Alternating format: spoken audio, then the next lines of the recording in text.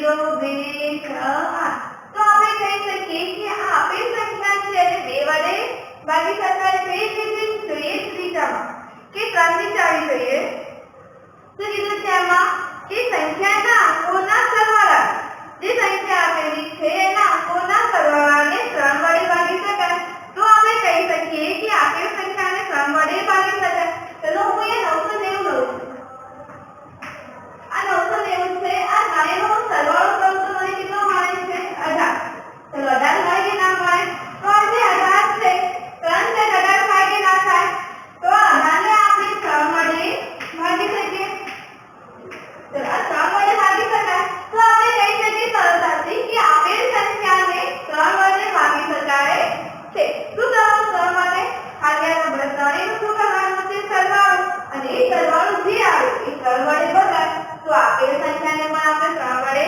ભાગી શકીએ ચલો હવે એના પછીનું જોઈએ 4 ની 4 શું કીધું છે એમાં કે સંખ્યાના એકમના અને દશકના 2 અંકોથી બનતી સંખ્યાને જો 4 વડે ભાગી શકાય તો આપેલ સંખ્યાને પણ 4 વડે ભાગી શકાય છે ચલો અહીંયા 128 છે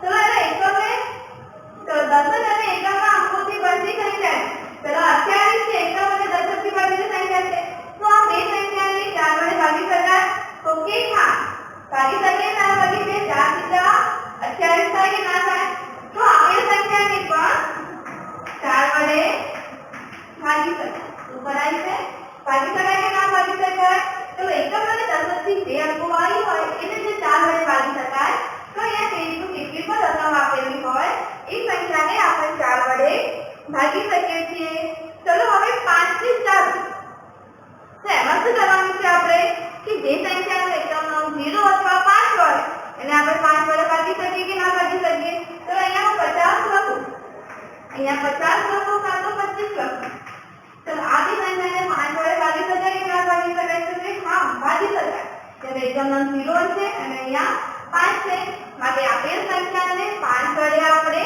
ભાગી શકીએ છીએ ચલો 5 પછીનું જોઈએ 6 ની ચાવી કઈ ચાવી છે 6 ની ચાવી તો એમાં આપણને શું કીધું છે કે સંખ્યાને 2 અને 3 વડે ભાગી શકાય તો આપેલ સંખ્યાને પણ કોના વડે ભાગી શકાય 6 વડે ભાગી શકાય ચલો હું એ 990 લઉં છું ચલો 990 ચલો આ જે 990 છે એને 2 ને 3 વડે ભાગી શકાય કે ના ભાગી શકાય ચલો ભાગી શકાય કે ના ભાગી શકાય તો જોઈએ આપેલ સંખ્યાને 2 અને 3 990 ભાગ્યા કરીએ ચલો 990 માં 2 વડે ભાગી શકાય કે ના ભાગી કે 0 છે 0 ને 2 વડે ભાગાય કે ના ભાગે 0 2 4 4 છેલ્લે અંક આપેલા હોય તો એને આપણે 2 વડે ભાગી શકીએ તો આને 3 વડે ભાગી શકાય તો કે હા તો અહીંયા 3 વડે ભાગવા માટે શું કીધું છે ને અંકોનો સરવાળો આમ કરવાનો છે તો એના અંકોનો સરવાળો કેટલો થાય છે 18 થાય કે ના થાય તો એને 3 વડે પણ ભાગી શકીએ જો આપેલ સંખ્યાને 2 અને 3 વડે ભાગી શકાતું હોય તો આ સંખ્યાને 6 વડે પણ ભાગી શકાય 6 વડે શું કરી શકાય છે એને ભાગી શકાય છે શું કરાય છે ભાગી શકાય છે ચલો એના પછીની જોઈએ 8 માટે 8 ની વિભાજનની ચાવી માટે શું કીધું છે કે સંખ્યાના છેલ્લા 4 અંકો વડે બનતી સંખ્યાને જો 3 વડે ભાગી 8 વડે ભાગી શકાય તો આપેલ સંખ્યાને પણ 8 વડે ભાગી શકાય છે ચલો અહીંયા હું લઉં છું 128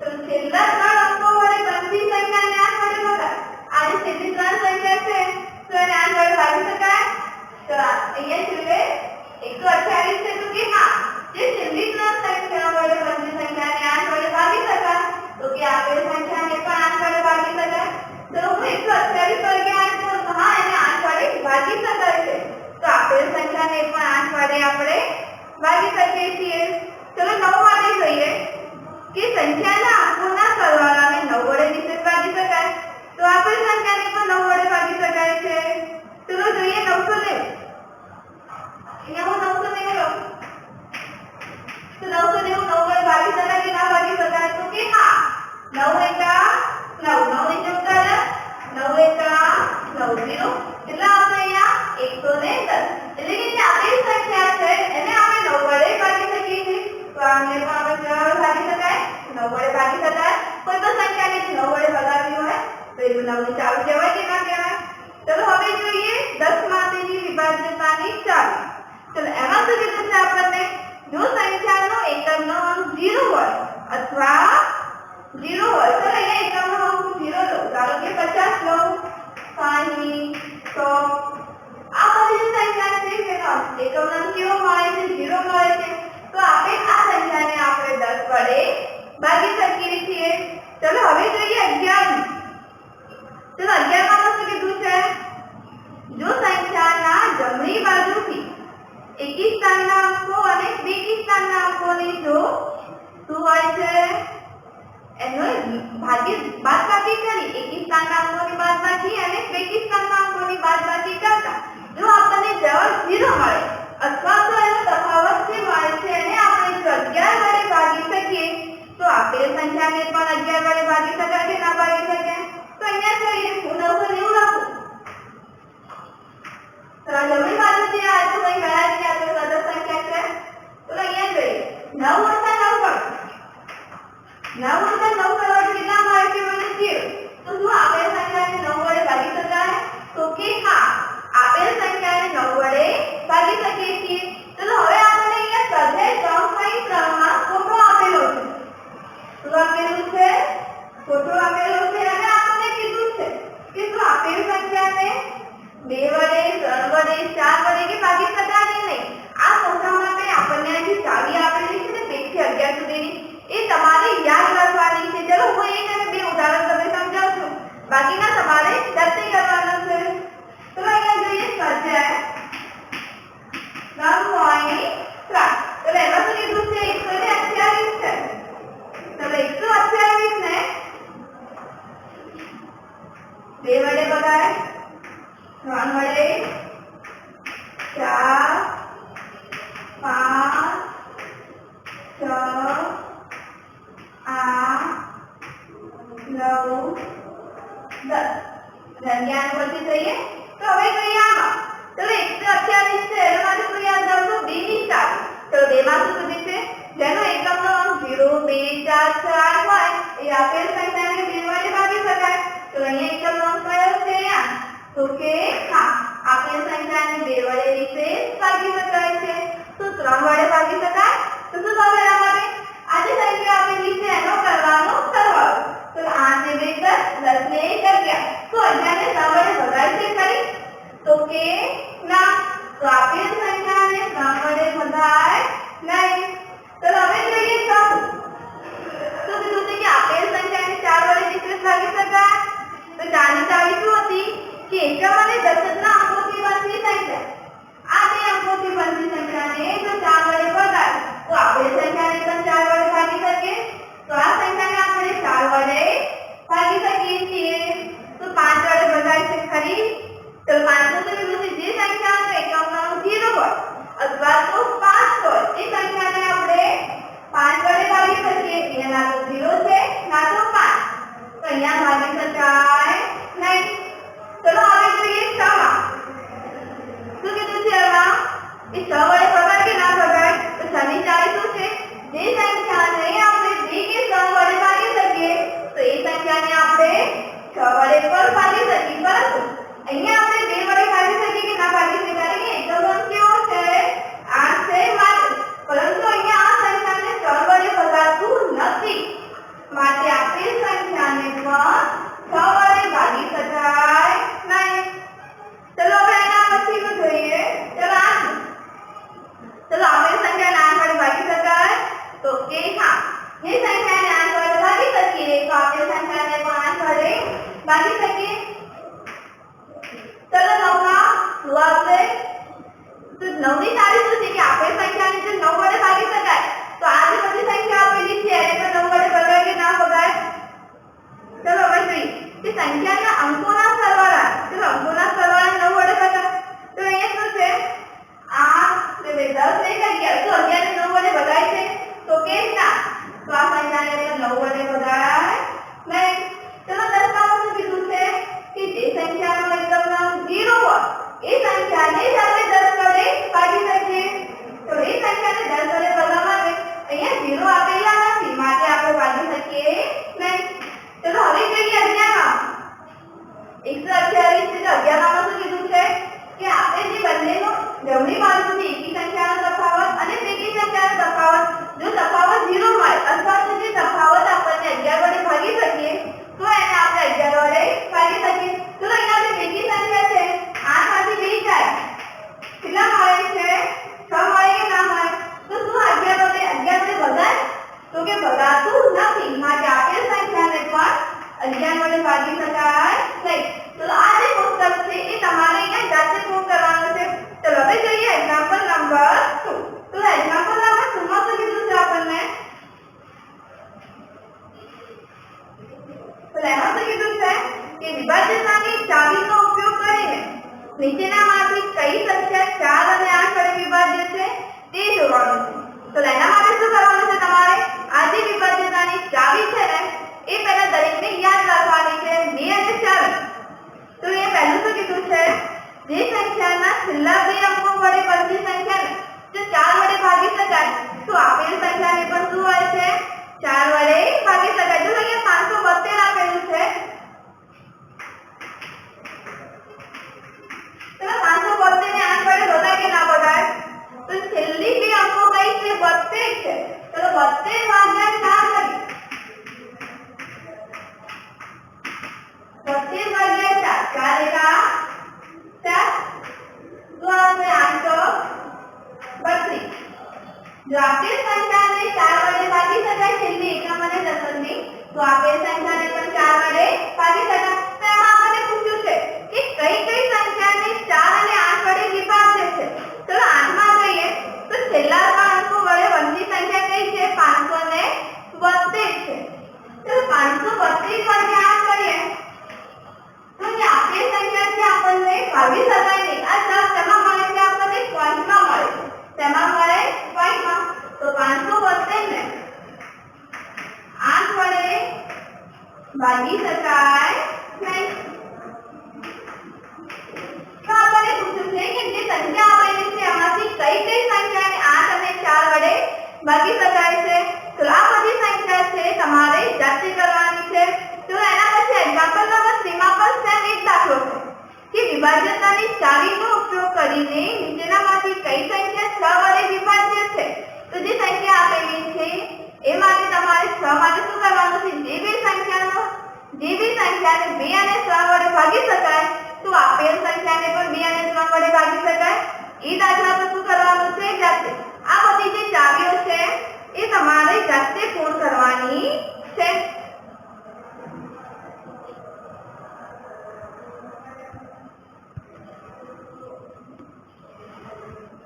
ચલો હવે આપણો નવો પોઈન્ટ છે સામાન્ય અવયવ. કોને કહેવાય છે સામાન્ય અવયવ. તો લખ્યું છે કે આપેલી બધી સંખ્યાઓમાં જે સમાન અવયવ હોય છે એને કહેવાય સામાન્ય અવયવ. ચલો અહીંયા અવયવ લખ્યા છે 8 ના અવયવ 12 ના અવયવ. આપણે આગળ અવયવ ભણી ગયા છે કે કઈ રીતે અવયવો પાડવા. ચલો 1 2 4 8 આ પડ્યા છે આપણે 8 ના અવયવ અને આ કયા છે 12 ના અવયવ. ચલો આ બંનેમાંથી જે સામાન્ય એટલે કે જે એક સરખા દેખાય એને કહેવાય છે સામાન્ય અવયવ. ચલો અહીંયા આપણે એક સરખા છે પછી આ 2 અને પછી આ 4. તો એના અવયવ કેટલા મળશે આપણે 1 2 અને 4. આ કયા અવયવ કહેવાય છે એના સામાન્ય અવયવ કહેવાય કે ના કહેવાય. એના પછી એક નવો પોઈન્ટ છે ગુસા. કયો છે ગુસા. ચલો ગુસા એટલે ગુરુત્તમ સામાન્ય અવયવ. તો એમાં શું કીધું છે આપણને કે આપેલી સંખ્યાઓના સામાન્ય અવયવોમાં જે અવયવ સૌથી મોટું હોય એને કહેવાય છે ગુરુત્તમ સામાન્ય અવયવ અથવા તો ગુસા. તો અહીંયા અવયવ પાડેલા છે 8 ના અવયવ બરાબર અને પછી કયા છે 12 ના અવયવ. તો કેટલા મળે અહીંયા અવયવ આપણને 1 2 4 8 1 2 4 અને 8. ચલો 12 ના કેટલા છે 1 2 3 4 6 અને 5. આ જે સામાન્ય અવયવમાં સૌથી મોટો જે અવયવ હોય એ. ચલો 8 અને 12 સામાન્ય અવયવ કયા થશે આપણે પહેલા જ કહી ગયા કેટલા થશે 1 2 અને 4 માં. આ સામાન્ય અવયવમાં જે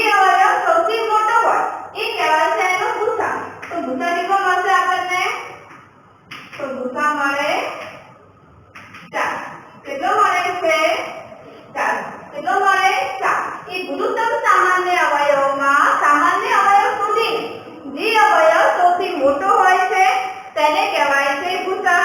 તો ઉદાહરણ તરીકે આપણે જોઈ ગયા 8, 12 અને એના અવયવ પાડીને એનો સામાન્ય અવયવ શોધવાનો પહેલા અને પછી એ મારું મોટું કરે છે. તમે જો 8 અને 12 ના સામાન્ય અવયવ ના લખવા હોય તો આના પરથી આપણે ડાયરેક્ટ કહી શકીએ ચલો 1, 2 અને 4 છે સૌથી મોટું કર્યું છે 3 સરખામાં 4 તો આપણે લખી શકીએ કે 4 એ સામાન્ય એટલે ગુરુત્તમ સામાન્ય અવયવ છે. ચલો હવે આપણે જોઈએ લસા. લસા એટલે લઘુત્તમ સામાન્ય અવયવી અથવા તો અવયવ. ચલો પહેલા જોઈએ લઘુત્તમ સામાન્ય અવયવ. ચલો એમાં શું કીધું છે આપણને? ચલો એમાં શું હોય છે? લસા કહેવાય છે એક પ્રકારનો. એમાં કીધું છે કે આપેલી બે કે તેથી વધુ સંખ્યાઓના સૌથી નાના સામાન્ય અવયવીને લઘુત્તમ સામાન્ય અવયવી કહે છે. તો અહીંયા જોઈએ 4 ના અવયવ. ચલો 4 ના અવયવ આપણે આગળ જોઈ ગયા છે કે અવયવી કોને કહેવાય છે તે કોને કહેવાય અવયવી? તો ઘડિયો લખવાનું 4 નથી લખવાનું ખાલી 4 એકા 4, 4 દુ 8, 4 તરી 12, 4 ચોકુ 16, 4 પંજા 20. સોરી 4 પંજા 20. તો એમાં શું કીધું છે કે આપેલી બે કે તેથી વધુ સંખ્યાઓના અવયવીમાં સૌથી નાના સામાન્ય અવયવીને લઘુત્તમ સામાન્ય અવયવી કહે છે. ચલો 6 ના અવયવી. ચલો 6 એકા 6, 6 દુ 12, 6 તરી 18, 6 ચોક 24, 6 પંજા 30, 6 ચાલુ 36. તો અહીંયા આગળ પણ લઈ લઈએ 4 24 થાય કે ના થાય? ચલો હવે એમાં પણ આપણે સામાન્ય અવયવી લેવાના છે.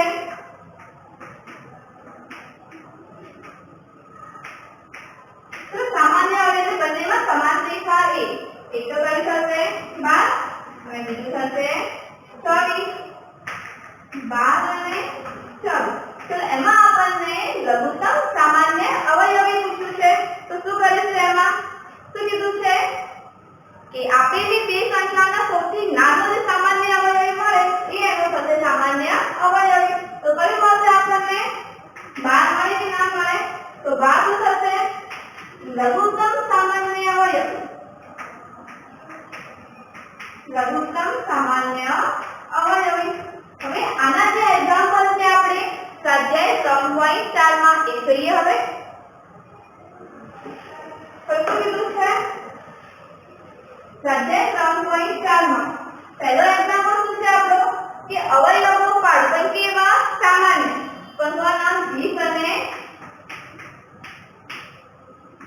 24 ના કોના 20 અને 24. તો સૌપ્રથમ 20 ના અવયવ પાડવાના છે. તો કયા પરથી 20 ના અવયવો? 1 ગુણ્યા 20, પછી 2 દાન 20, 4 પંજા 20. તો બીજા પર પડે છે 20 ના અવયવો. તો બીજા પડતા નથી. તો કેટલા મળે આપણને? 1, 2, 4, 5 અને 10. કેટલા મળે છે? 1, 2, 4, 5, 10 અને 20. કેટલા મળશે? 20. તો એ જ રીતે જોઈએ 28 ના. તો 28 ના અવયવ કયા કયા આવશે? તો 28 એકા 28, 14 દુ 28, 7 ચોક 28. ચલો બીજા કોઈ અવયવ પડે છે કરી? તો કે ના. તો કેટલા મળશે આપણને એના અવયવ? 1, 2, 4, 7 અને 28. 1, 2, 4, 7, 14 અને 28. ચલો એમાં આપણને પૂછ્યું છે કે સામાન્ય અવયવી. શું પૂછ્યું છે? સામાન્ય અવયવી.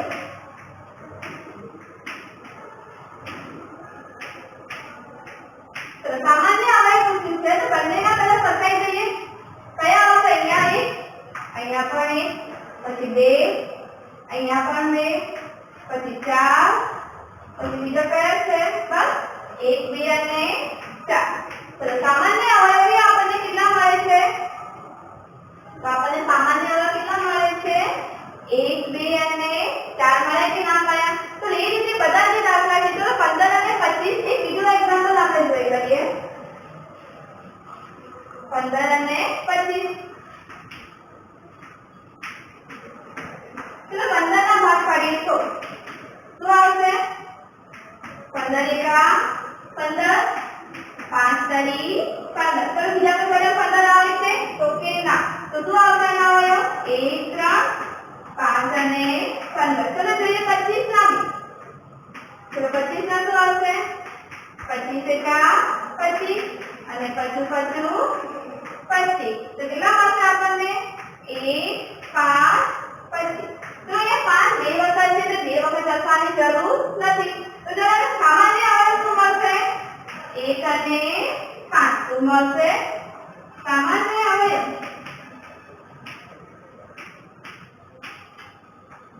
1 અને 5 મળે.